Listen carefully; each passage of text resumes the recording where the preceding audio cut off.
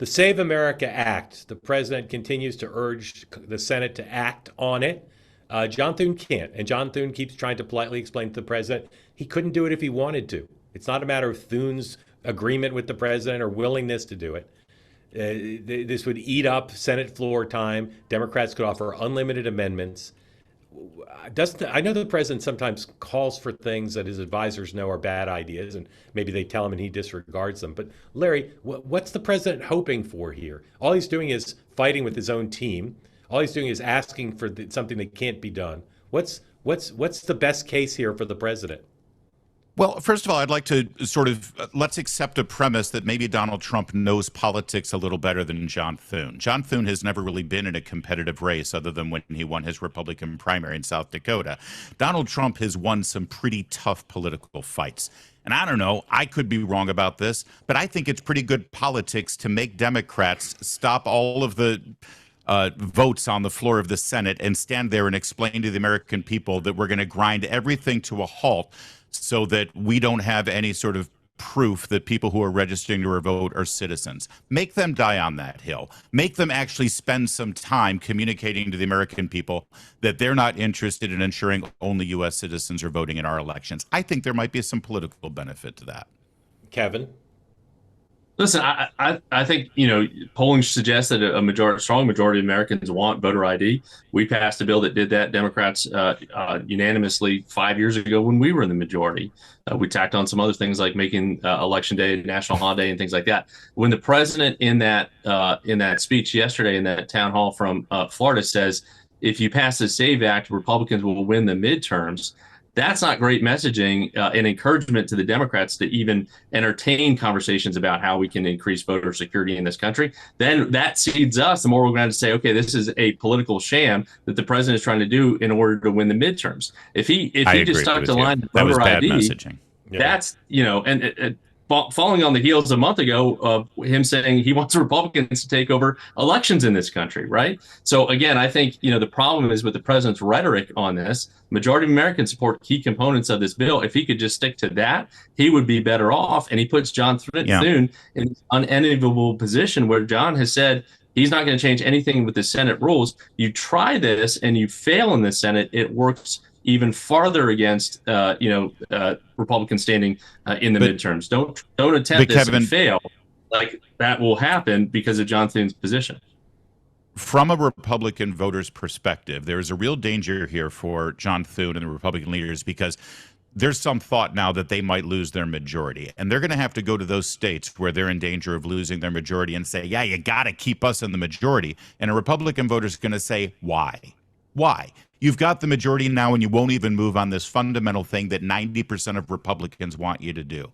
So they've got to play the politics on this thing and actually tell Republican voters that there's some benefit of having them in the majority. Otherwise, why show up? Thanks, Mark. Hi, Kevin and Larry. I'm in Philadelphia.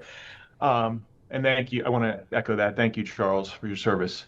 My question, I want to pivot a little bit. Mark, what is the practical implication of the passage of the SAVE Act? I understand there's much of the discussion right now is how it gets passed, but let's assume it does get passed. What is the effect on 2026 and beyond?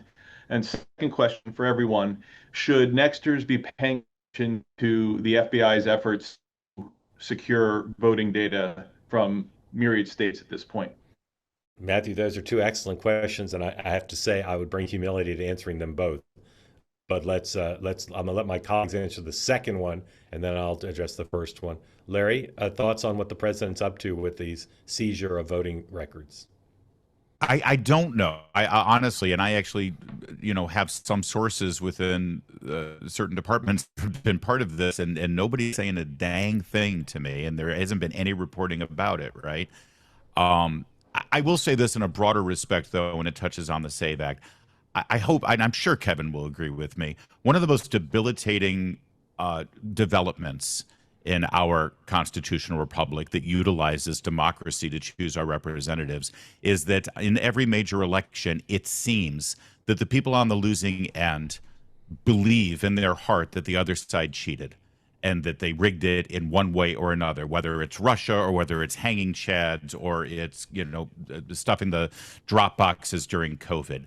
whatever our elected officials can do who are in authority that can mitigate that and reduce the concerns of people feeling like there's a rigged game in our elections, they will go so far to help strengthen our republic.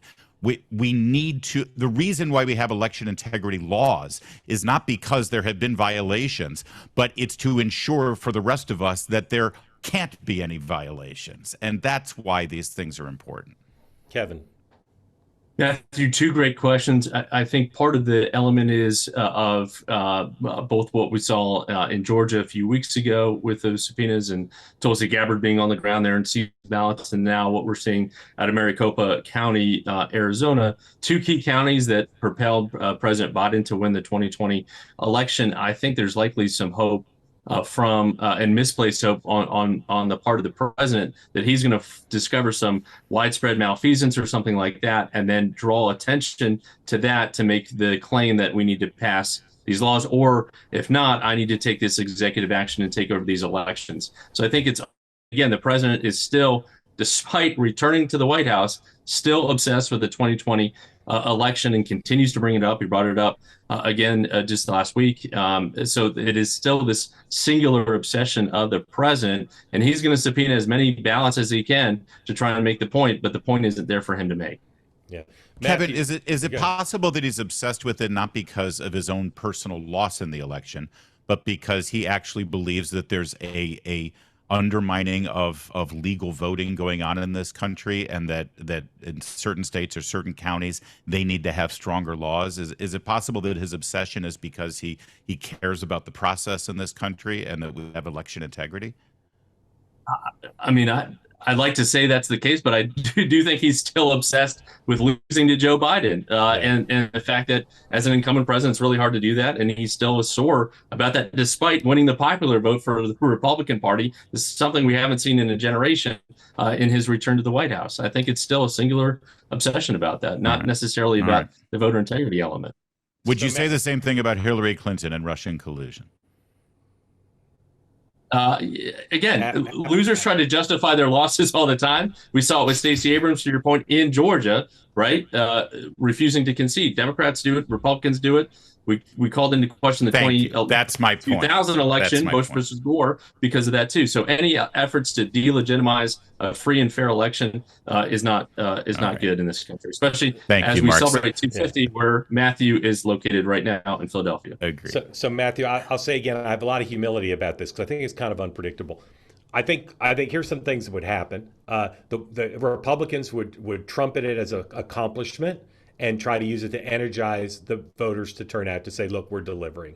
And if it does pass, and I know you're interested more in the substantive effect rather than the process, but an impact of the process would be Republicans would have basically gotten rid of the filibuster in order to pass a piece of legislation. And so it would open the Pandora's box then for the Republicans for the rest of the year. So there'd be other priorities that they would say, well, let's pass this and let's set aside the filibuster again.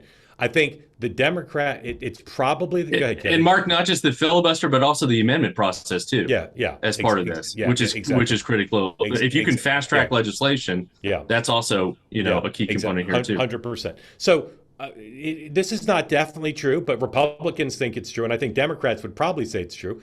More Democrats would then face a hurdle to voting than Republicans, right? So there'd be a massive effort on the state level and the national level to publicly educate and say, hey, if you're a woman who's changed your name, or a man who's changed your name, if you're one of the people who would make it harder to vote, there'd be public education for them. And ironically, of course, that could swell turnout, because then be money poured into Democrats saying we can't let the evil SAVE Act hurt our chances of winning the election. And that could produce a swell of public education and voter turnout efforts that could help Democrats. They may turn out more people than they otherwise would have turned out. Good, Larry. Wipe that look off your face. Why are you No, the look on my face is why is that affecting Democrat voters? Republican women are married too. I mean, you just said it would affect Democrat voters from coming out. The law has nothing to do with whether people are Democrat or Republican. It doesn't. But more women vote Democrat than Republican, right? Correct. That's one of the not married women. Not married women who had to change their names. Not married women. Don't know. All I can tell you is The groups that are most likely to be affected by this would be women, would be lower income voters, college students, younger voters. They're more likely to be affected. That's just a matter of logic. By And proving that you're a citizen to register? they're more Like likely trying to track down your birth certificate and stuff like that, you know. If your argument is that it's only Democrats who are circumventing basic, not only it's not about circumventing. Okay. It's not about circumventing. So younger voters will probably have a harder time finding their birth certificate than an older voter would. Just think that's just logically true. I not really. I think that a younger voter probably has better access to a birth certificate. Kids know. Well, yeah. Your kids know where their birth certificates are? Because they're closer to their birth. You know, for me, it was several decades ago from when I was born. Yeah. But everybody knows. Make sure you have that Democrat voting daughter her birth certificate. You know, God bless the Navy. Lord knows how to register. The last thing I'll say is the states. Right, the burden would fall on the states to administer this, right? Because they're still the election administrators, state and local, and I think it would be as it was during COVID. Once you change the rules of the election and the requirements of the election close to the election, and by the time this passed, it would be close to the election.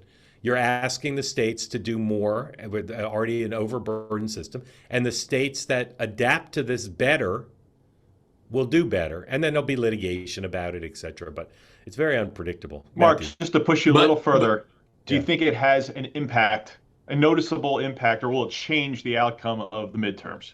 In any close race, sure, it could, but in general, no. It's not gonna keep Republicans from losing the House or Democrats from winning the House.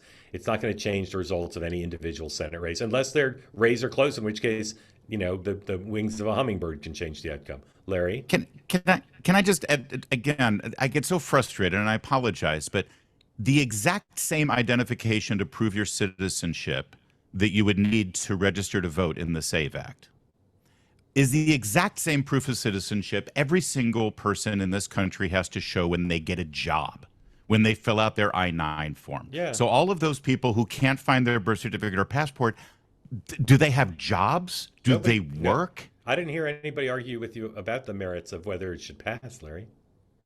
Well, no, but you were making the argument that it's very difficult for certain groups to get those things. No, well, I didn't say therefore. The federal government, and it just on balance. I know you didn't say therefore. It's going to be. You were just going to be more making difficult. the case. It's going to be. Caroline Levitt has just announced she's going to brief at 2 p.m. today. Larry, it's more difficult for some people to vote. Doesn't mean the law shouldn't pass. It just makes it more difficult.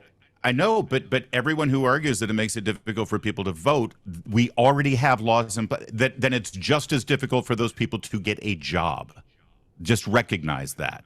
Yeah, because it's the same law. It's the fill out an I-9 form, register to vote, same thing. I think it's the same requirements to become a member of Costco. Pretty much. Thank you. Matthew, that's not a constitutional right. Thank you, Matthew. But to Larry's point, thank you, Matthew. I think our problem is Democrats on the messaging on this, and I fault Chuck Schumer on this, just talking about the ID element of this, because again, it makes us look like we don't trust our voters or we think less of them, that they can't get these ideas. You know, Democrats passed voter ID unanimously in the Freedom to Vote Act 4 years ago, right? So. But we also wanted to make Election Day a national holiday. We wanted to make it easier. And drop boxes and ballot harvesting. That's the difference. I would just add, Kevin, if I could take a partisan swipe. You're right. It does make it, Democrats with their messaging make it sound like their voters are dumb or incompetent or incapable of doing basics. Or here's the upside. It makes it sound like Democrats want to cheat. Could be one or the other. I mean, that's part of the narrative too. I think it's more the previous to that point where we don't think married women can figure this out and stuff like that. Then we think, you know, there's going to be cheating and stuff like that. I still maintain this is a solution in search of a non-problem. We have the safest and securest elections in any modern democracy, administered by Republican and Democratic. Afghanistan was safer and secure when they had purple fingertips. When they had the purple finger. I'm just saying this is a solution in search of a non-problem. But again, we'll continue the debate for later on. Yes. Yeah. Hey, want to be part of the two-way community all the time? Hit the subscribe button. Great video clips like this, plus conversations like no other, full episodes, and more, always available on this channel. You got to hit subscribe to never miss a thing. You can now listen to full episodes of The Morning Meeting and Two Way Tonight on Apple, Spotify, or wherever you get your podcasts.